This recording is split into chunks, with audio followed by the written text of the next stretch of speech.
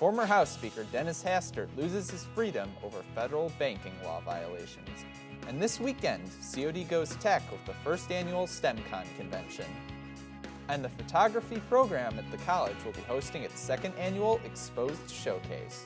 We zoom in and focus on this celebration. All that and much more on this edition of Courier TV News. Hi, and thanks for joining us. I'm Nick Petrillo. Former House Speaker Dennis Hastert was sentenced on Wednesday for violating federal banking laws. Hastert was sentenced to 15 months in federal prison and 2 years of supervised release. During the sentencing, the federal judge repeatedly called him a serial child molester before handing down his stiff punishment. His attorneys had asked the judge to give him probation instead of the jail time, stating his illness left him too frail for an extended sentence. Last year, he pled guilty to structuring money transactions to evade reporting where the money was going. Prosecutors say he was covering up hush money that he was paying to one alleged victim of sexual abuse. Federal prosecutors claim Hastert abused at least 4 boys while he was a high school wrestling coach in Yorkville, Illinois. One of his alleged victims is also still suing him for reportedly not receiving all the money that Hastert had promised him to stay quiet. The judge has yet to deliver a date for Hastert to report to prison. Southern Illinois University is condemning a racist YouTube video apparently aimed at inflaming racial tensions on campus. This call for calm came after someone posted a video online about the school that officials called very offensive, horrific, and reprehensible. The video was published last Thursday, and school officials say it prompted racism and violence on the campus. School officials say they worked with YouTube to remove the offensive video due to its racist message. The university's acting chancellor says the school is taking action to hold those responsible for the video accountable, all the while promoting diversity dialogues on campus and talking about issues that some say are plaguing the university. Police are also investigating the situation. And in the race for the White House, a last-ditch move to regain momentum after being mathematically eliminated from winning the GOP presidential nomination outright was attempted by Ted Cruz, who formally announced his vice presidential running mate on Wednesday in Indianapolis. Endorsing him, I checked the box for Ted Cruz. After a great deal of time and thought, after a great deal of consideration and prayer, I have come to the conclusion that if I am nominated to be President of the United States, that I will run on a ticket with my vice presidential nominee, Carly Fiorina. Indiana votes Tuesday for the next GOP contest. Cruz must have a strong showing there to help block rival Donald Trump from securing the 12,037 delegates necessary to win the nomination and keep alive his hopes of a contested Republican National Convention. Bernie Sanders' campaign is laying off over 250 employees. The decision follows a bad night for Sanders, in which he lost 4 out of 5 East Coast states that voted on Tuesday. Sanders announced hundreds of layoffs in an interview with the New York Times. He said, "We have a very large staff, which was designed to deal with 50 states in the country. 40 of those states are now behind us." This weekend, College of DuPage will be the center of the universe for science, math, and technology. Hundreds of people will be visiting the event to hear notable scientists and visit display booths featuring science and technology. We've got over 40 booths with hands-on activities ready for everybody at StemCon. We've got everything from building robots and extracting DNA from strawberries, to looking at bones under the microscope, to looking at the genetics of ball pythons. So we've got a really wide range of activities for everyone. StemCon takes place Saturday, April 30th from 10 a.m. to 4 p.m. in the Physical Education Center. For more information regarding StemCon, visit COD's website at cod.edu/conferences/StemCon. Students jazzed up their afternoon today with a free live performance by prominent jazz artist Roy McGrath as part of International Jazz Day. WDCB Public Radio, a jazz radio station based on campus, sponsored the event. WDCB chose Roy to appear on campus because his contemporary appeal appeals to a wide audience. Together, it gives like a style that I really do enjoy. Like, makes me feel, I'm sort of in Chicago, which is actually really close to here. It's like the atmosphere that I really like. I like it because I'm Mexican, so I'm very close to like the Latin stuff, and I like it. So I like the style. It doesn't seem like an American jazz or like a North style jazz, so I like better this one. Interested students can go to wdcb.org for more information on future performances and events. This Friday, the COD Music Department is hosting music on the patio as part of its Music Friday concert series. While most Music Friday events feature professional musicians or lecturers, this week's program will put the spotlight on COD students who will perform a wide variety of music.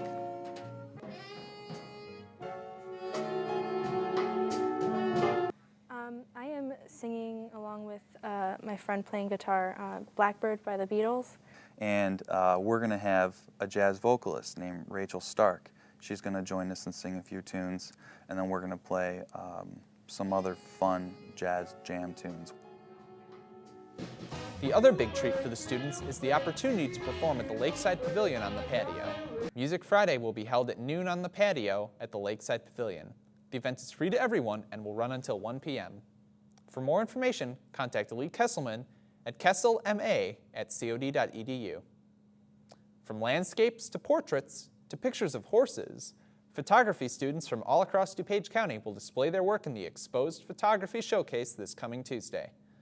Now in its second year, Exposed will feature student portfolios from COD and 11 local high schools. This will be the first time many photographers will have their art exhibited, and it is an important step towards beginning a professional career. In the photo program, we want to celebrate and launch our students into the real world. So that evening, they share their portfolios with the community and their friends and their family, and we hope to start them off on a successful career.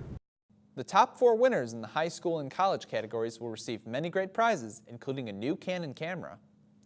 The Exposed Showcase will be held on Tuesday, May 3rd in SRC 2000 from 6 to 9 p.m. For more information, contact Terry Vitaco or Frank Jackowak. The Homeland Security Training Center opened its doors last October. CNTV reporter Alex Bruzik had a chance to sit in on the concealed carry class offered at the college to see one of the many programs the newest addition to the COD campus had to offer. Pull, rotate, join, extend, fire. We've been invited to sit in on a concealed carry course that's offered here at the state-of-the-art Homeland Security Training Center. Students are able to learn laws regarding when they're able to draw their weapon to defend themselves, but they're also able to simulate these real-life scenarios in a unique way. The concealed carry class here at the College of DuPage is like none other.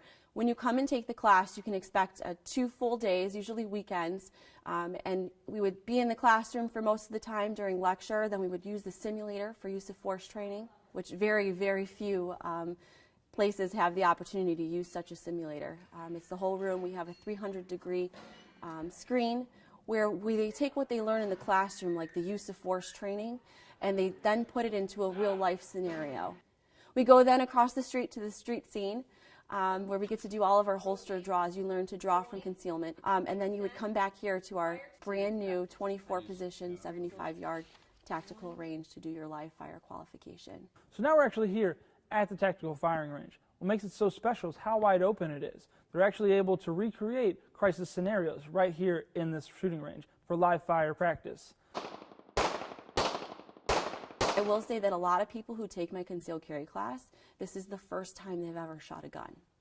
So we really need to start all the way from A to Z and cover it, and that's why I allow myself 18 hours in the class here at the College of DuPage instead of only the 16 hours, which is what the state police require. So we go above and beyond. The goal of the class is not only to teach people how to shoot a gun and to understand the laws surrounding them, but above all, give the students an understanding that the duties of a responsible gun owner aren't to be taken lightly. The biggest compliment I can get is somebody saying, "Oh, this is a lot. I'm not sure I even want to carry." And the reason is that I don't want to say things that deter people from carrying a gun, but I want to have the impact where you understand that this is a very last resort, that there's a huge responsibility that comes along with owning a gun, and especially carrying one. If you're interested in any of the classes the Homeland Security Training Institute has to offer, you can contact them at 630-942-3427 or visit the website on screen. For CNTV, this has been Alex Bruzek. In this week's edition of Chap Chat, we wanted to get your thoughts on gun control. Yes, because it's our second right, and if everyone has a gun, it would stop us from doing anything. There's absolutely no reason that people should be bringing guns to school. I mean, we don't have an issue with theft. We don't have an issue with things like that. So there's absolutely no reason that people need to bring guns to school. And the idea of guns at school in the first place is ludicrous. To me, I personally don't have an opinion on the subject. I can see where it could be good because then, people wouldn't be tempted to try to steal or anything. I say no, just because this is in a learning environment, and any type of weapon like that, in case of accidents or anything. If you have a suggestion for an upcoming Chap Chat topic, email us at couriertv@cod.edu. Baseball season is in full swing here in Chicago, so we got in with the spirit with a doubleheader of our own as we feature Chaparral Baseball's catcher Javier Hernandez as well as softball's Delaney Pelsor in this week's Athletes of the Week.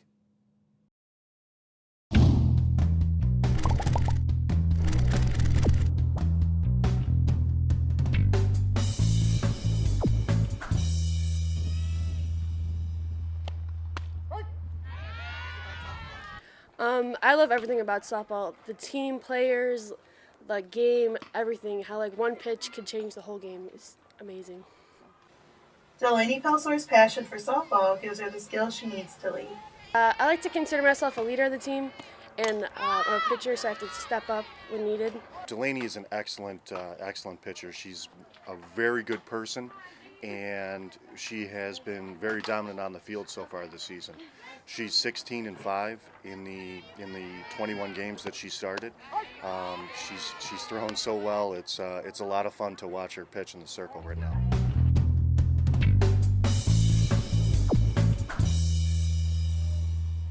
I'm a guy who leads it all on the field for my team. Here at College of DuPage, I play first base and catcher. Javier believes that teamwork is what makes the dream work.